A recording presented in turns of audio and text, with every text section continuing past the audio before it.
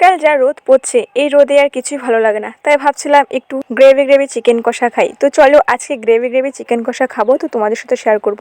তো যার জন্য আমি এখানে নিয়ে এসেছি কিছুটা পরিমাণে বড় বড় আলু, একটা আলু 4 ফেলা করে কেটে নিয়েছি।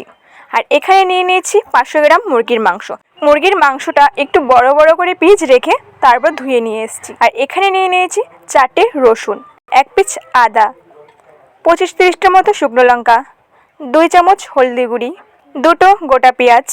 তো এখানে আমি সব উপকরণগুলো একসাথে গুছিয়ে নিয়েছি। এরপর আমি পেঁয়াজটা সুন্দর করে কেটে নিয়েছি, আদাটা ভালো করে কেটে নিয়েছি, রসুনটা ছাড়িয়ে নিয়ে এসেছি, আর শুকনো লঙ্কাগুলো ধুয়ে নিয়ে এসেছি। তো আমি এখন আদা, রসুন, পেঁয়াজ আর শুকনো লঙ্কাটা মিক্সচার গ্রাইন্ডারে দিয়ে দিলাম। তো ভালো করে মিক্সচার হয়ে গেল। ওয়েদার দেখলে কান্না পায়, রোদে এত তেজ যে জমিগুলো সব পুড়ে ছাই হয়ে গেছে, কোনো চাষবাসই ঠিক করে হয় না। তো চলো আমি এখানে উনুনের উপরে কড়াই বসিয়ে দিয়েছি, আর এখন কড়াইটা গরম হয়ে গেছে। কড়াইতে আমি সর্ষের তেল দিয়ে দিলাম। তো সর্ষের তেলটা একটু ভালো করে গরম হতে হবে, যার জন্য আমি একটু খুন্তি দিয়ে তেলটা নেড়ে দিচ্ছি যাতে তাড়াতাড়ি তেলটা গরম হয়ে যায়। তো তেলটা খুব সুন্দর গরম হয়ে গেছে। এখন তেলের উপরে আমি বড় বড় করে কেটে রাখা আলুগুলো দিয়ে দিলাম। এখন আমি আলুগুলো ততক্ষণ নাড়তে থাকবো যতক্ষণ না আলুটা ভালো করে লাল লাল করে ভাজা হয়। এর মধ্যে আমি স্বাদ মতন লবণ আর পরিমাণ মতন হলুদ দিয়ে দিয়েছি। তো এখন দেখো আলুটা খুব সুন্দর করে লাল লাল করে ভাজা হয়ে গেছে। তো আমি এখন আলু ভাজাটা একটা বাটিতে নামিয়ে নিয়েছি। আলুটা খুব সুন্দর করে ভাজা হয়ে গেছে।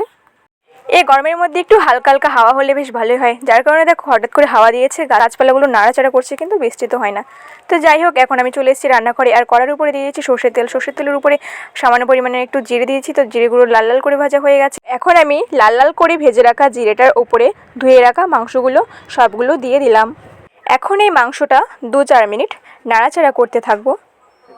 2-4 মিনিট নাড়াচাড়া করার পরে এখানে স্বাদ মতন লবণ আর পরিমাণ মতন হলুদ দিয়ে আদা রসুন পেস্ট করা মশলাটা মাংসের উপরে দিয়ে কিছুক্ষণ নাড়াচাড়া করার পরে দেখতে পাই যে খুব সুন্দর গ্রেভি বেরিয়ে গেছে। তো দেখো গ্রেভিটা দেখতে খুবই সুন্দর লাগছে। এটা এখন কিছুক্ষণ নাড়াচাড়া করার পরে মাংসটা খুব সুন্দরভাবে কষানো হয়ে যাবে। তো এই কষানো মাংসের উপরে আমি এখন ভেজে রাখা আলুটা দিয়ে দেবো। চিকেনটা একটু গ্রেভি হওয়ার জন্য আমি আলু আর মাংসের উপরে একটু পরিমাণে জল দিয়ে দিয়েছি, যাতে মাংসটা আর আলুটা ভালো করে সেদ্ধ হয় আর জলটা ফোটে। তো ফাইনালি গ্রেভি চিকেন কষা বা ঝোল মাংস রান্না কমপ্লিট হয়ে গেছে। তো কীরকম হলো রান্নাটা অবশ্যই কমেন্ট করে জানিও। ভালো হলেও বলো, খারাপ হলেও বলো। তো গ্রেভি চিকেন কষা যেটা খুবই সিম্পলভাবে রান্না করা যায়, তো তোমরাও চাইলে বাড়িতে ট্রাই করতে পারো। তো ভিডিওটা ভালো লাগলে অবশ্যই একটা লাইক করো, আর চ্যানেলে নতুন হয়ে থাকলে একটা সাবস্ক্রাইব করে দিও, আর পাশে থাকা বেল আইকন অবশ্যই প্রেস করে দিও।